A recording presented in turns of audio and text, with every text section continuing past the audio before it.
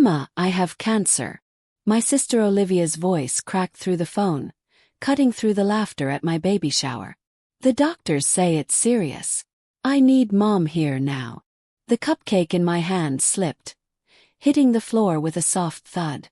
Blue frosting splattered across the kitchen tiles like tiny clouds.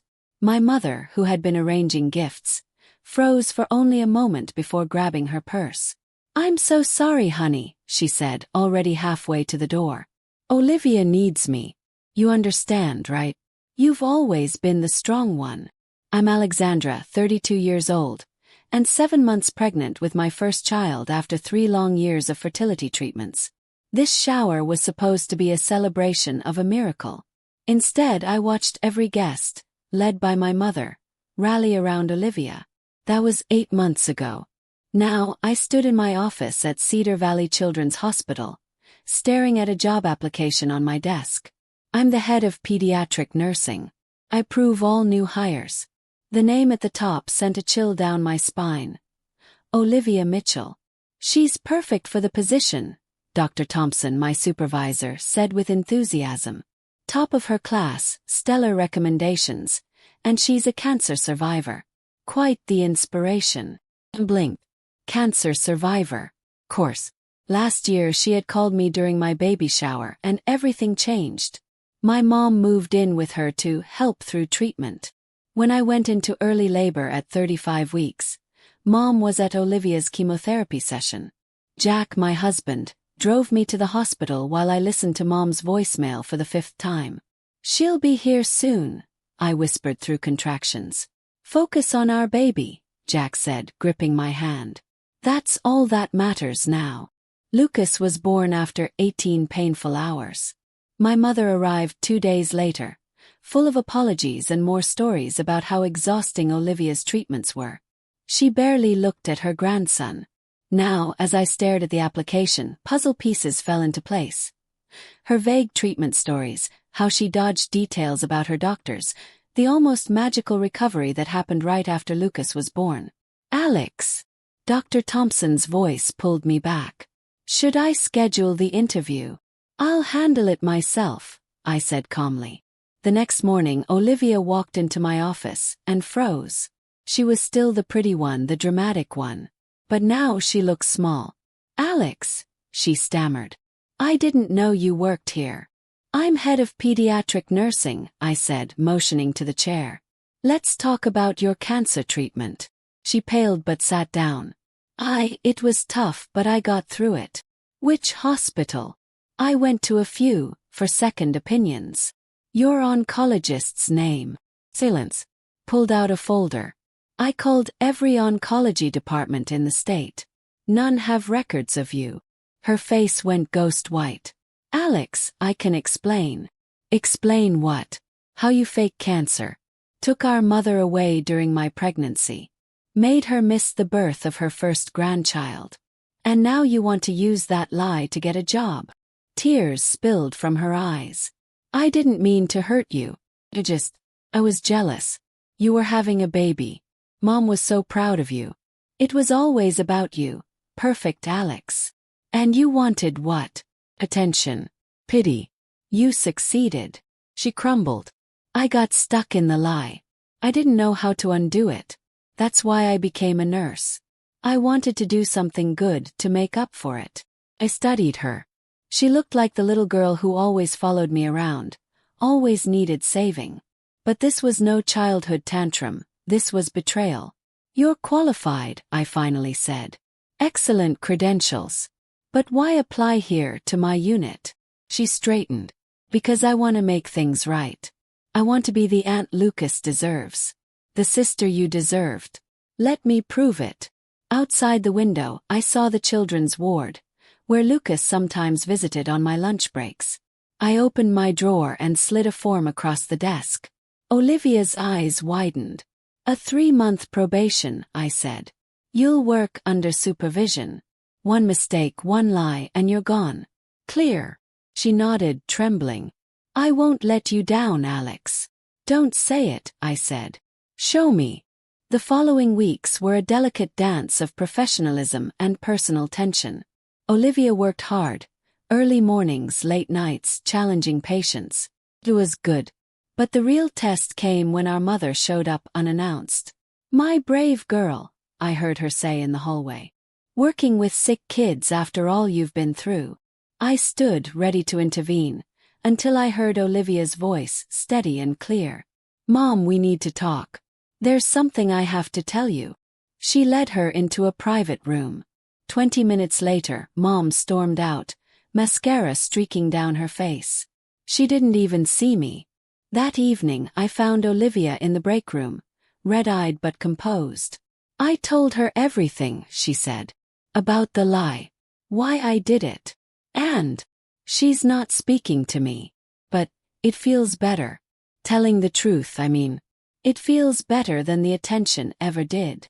Over the next few weeks, Olivia focused on the kids. She was patient, kind, and oddly graceful under pressure. One afternoon, I found her in the pediatric playroom, sanitizing toys. "Lucas comes here sometimes," she said, not looking up. "I want everything clean for him. You know he loves the red fire truck," she added. "Always grabs it first." Pause. "How do you know that?" "I watch him when you bring him in," she said softly. I want to know him. Even if it's from a distance." And just like that, something shifted. "Why did you do it, Olivia? Really?" Not the jealousy excuse, not the "I needed attention" line.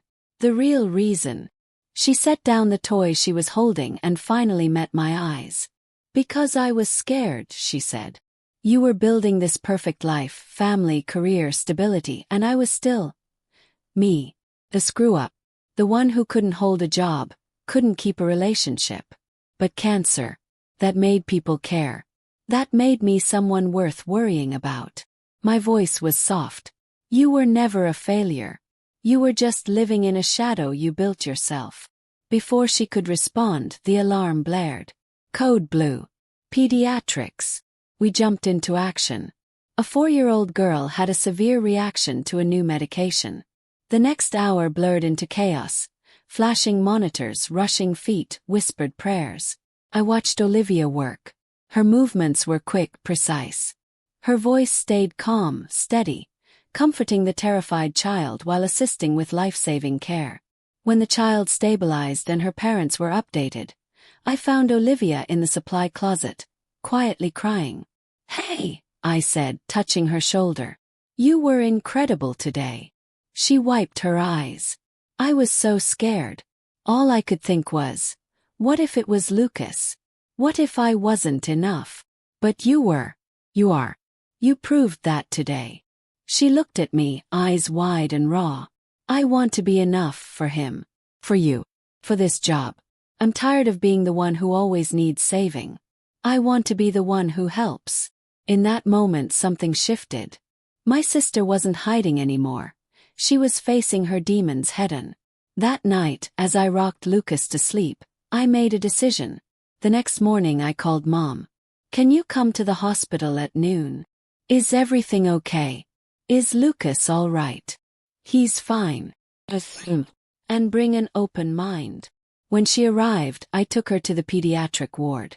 We watched through the observation window as Olivia made her rounds, gently changing a little girl's bandages, laughing, high-fiving a boy after therapy. Mom's hand pressed against the glass. "She did this," she whispered. "She really became a nurse." "A good one," I said. "She's not the same person who lied to us. She's trying to be better." Mom's eyes filled with tears. "I missed so much, didn't I? Your pregnancy. Lucas's birth. All because I believed." "We can't change the past," I interrupted gently. "But we can choose how we move forward." Through the glass, Olivia spotted us. She froze for a second, then turned back to her patient, letting her actions speak for her. Mom exhaled. "She told me the truth. That must have terrified her. Maybe she's starting to understand. Real love doesn't break when the truth comes out." 1 year later, Olivia was helping Lucas take his first wobbly steps across my living room. Mom was filming, grinning. Lucas stumbled into her arms, giggling. Felt like peace. Olivia had not only completed her probation, but had also become one of the hospital's most beloved pediatric nurses. More importantly, she had become the sister and aunt I had once only wished for. "Look what I found," Olivia said one afternoon, pulling out an old photo album. We flipped through pages of our childhood, before jealousy, before lies. "Remember this?" she asked, pointing to a Halloween photo. "You were Wonder Woman. I insisted on being her too because I wanted to be just like you." I laughed. "You threw a tantrum when Mom suggested Batgirl." Olivia's voice softened. "I always wanted to be like you. I just went about it the wrong way." Mom leaned in, smiling.